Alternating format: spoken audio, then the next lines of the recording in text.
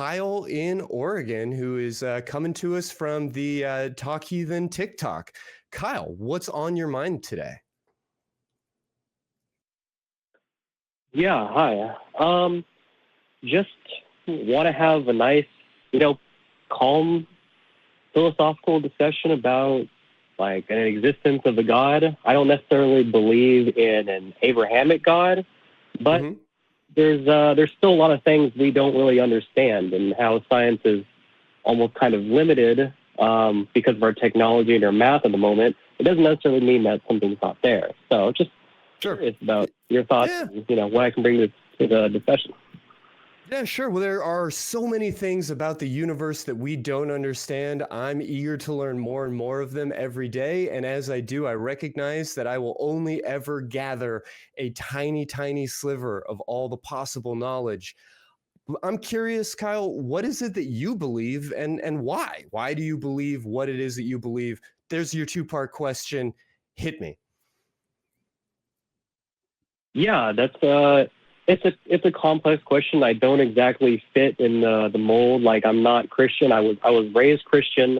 I was atheist for a long period of time, and then I just got curious in more esoteric, older religions, and just started realizing that a lot of the Abrahamic have blown a lot of things out of proportion, and really led astray, and especially with more of the manipulative side of man and how they change the ideals from whatever past, things that happen, old religions, and they kind of morphed it into fit their ideals. Sure. Well, so I'm hearing that there are a lot of things that you don't know, and I'm hearing that there are a lot of religions, or at least religious beliefs, that you don't believe in. What is it that you do believe in, and why do you believe it? Yeah, I think I would consider myself agnostic atheist, so I don't have like the true knowledge through experience, but I do believe in some kind of God. More of a esoteric kind, so he would be completely wouldn't care necessarily if we do acts of good and evil. If we're all sharing this kind of consciousness and we're just gathering experience and maybe raising our vibration to be better people, as considered thousands of years ago, the church did the Crusades and killed a lot of people that didn't worship that same religion.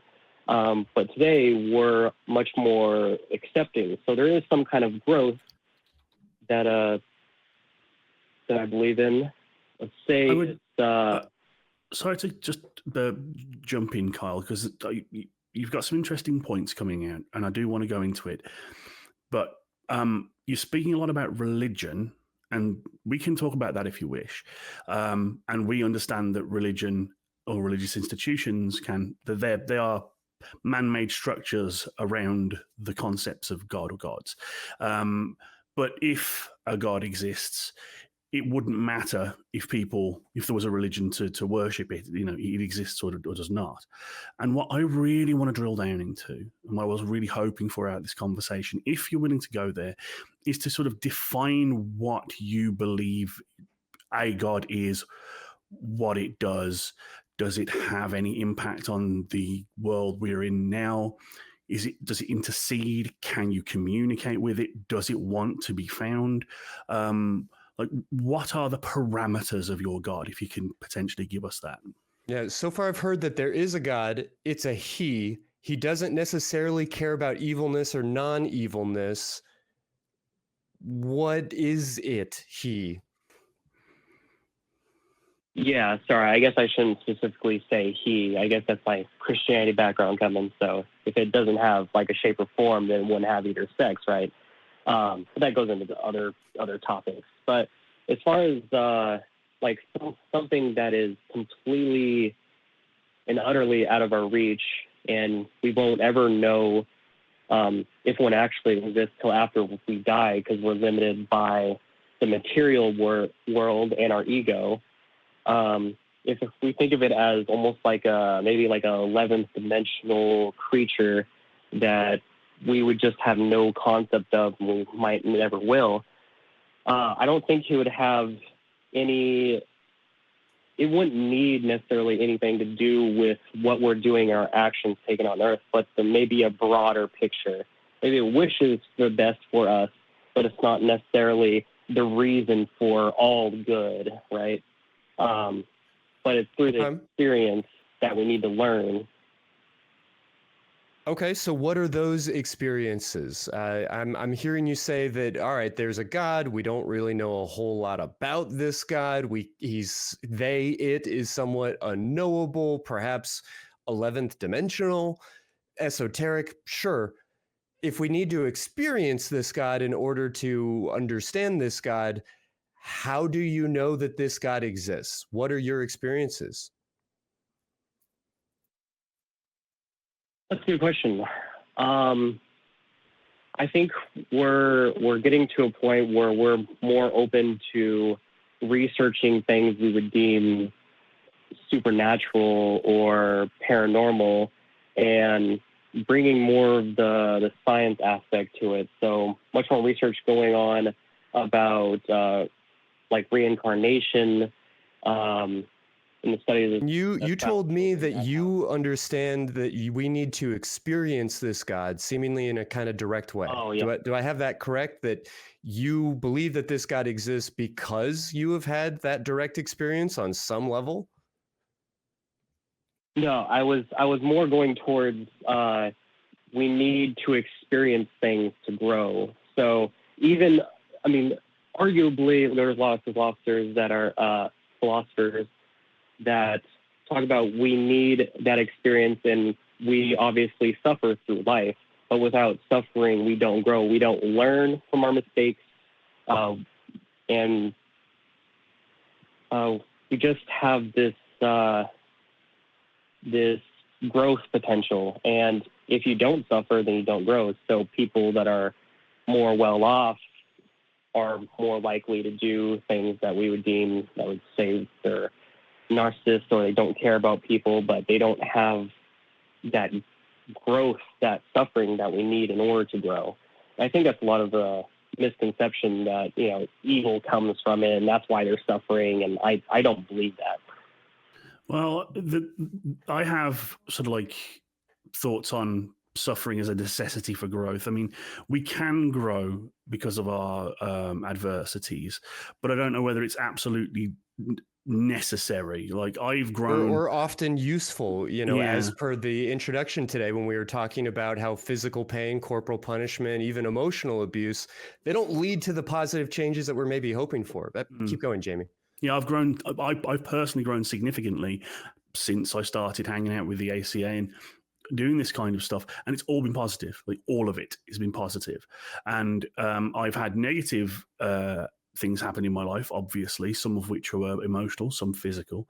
And while I have learned to cope with those, I'm not a fan of the phrase, whatever doesn't kill you makes you stronger. I believe that whatever doesn't kill you leaves scars you learn to live with.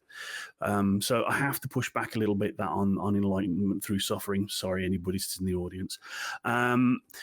And I did also want to go back to something you said a little bit earlier, really pinged in my mind. You said we should investigate the supernatural with scientific method, or science should consider the supernatural.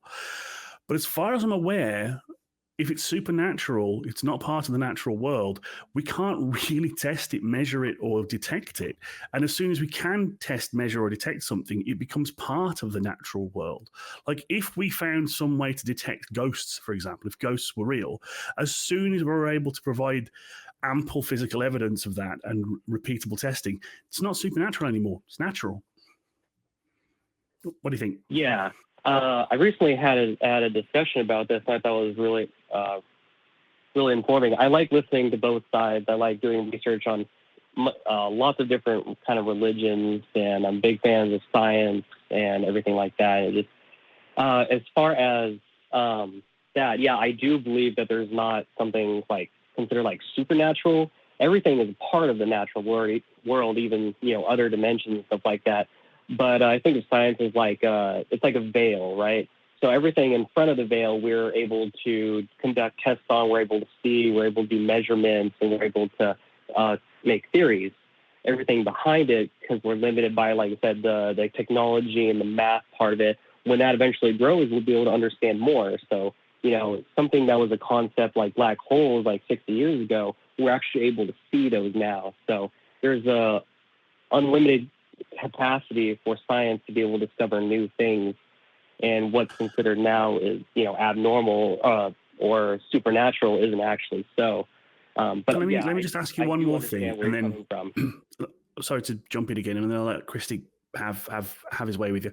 But would it then not be more sensible than, instead of putting labels like God or reincarnation or frequencies or any other stuff that can be interpreted in different ways and does not currently have any actual proof, just go, I don't know, we'll find out, maybe, and just go where the data takes you, where the evidence takes you, and don't draw conclusions or go looking for God or looking for ghosts. Just if they happen to become a feasible point with what we know, then you can start talking about it.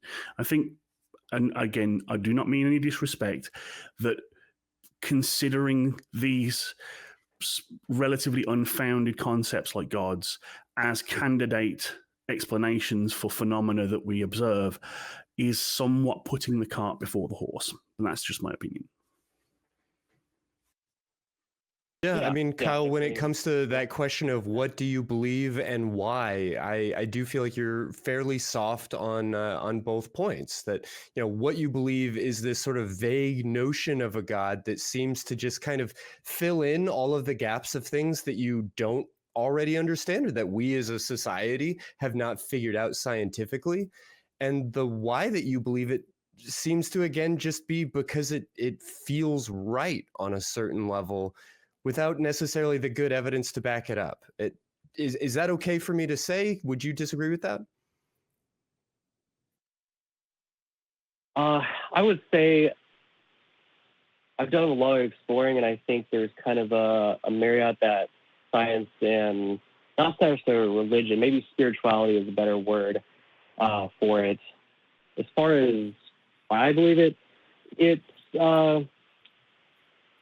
more of overall curiosity and wanting to know more, like learning about the law of vibrations from over 6,000-year-old tablet.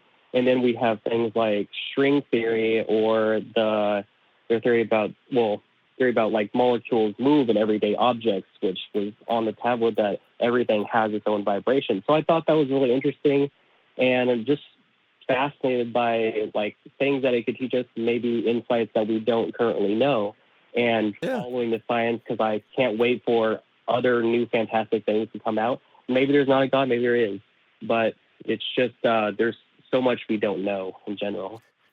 I hear you. I mean, these things are fascinating, and we don't know a lot about them. And when I say we, I, on a certain level, yes, do mean like all of us, the royal we. When I say we, I also kind of probably mean certainly myself, and I'm imagining Jamie to a certain extent, Kyle, you as well.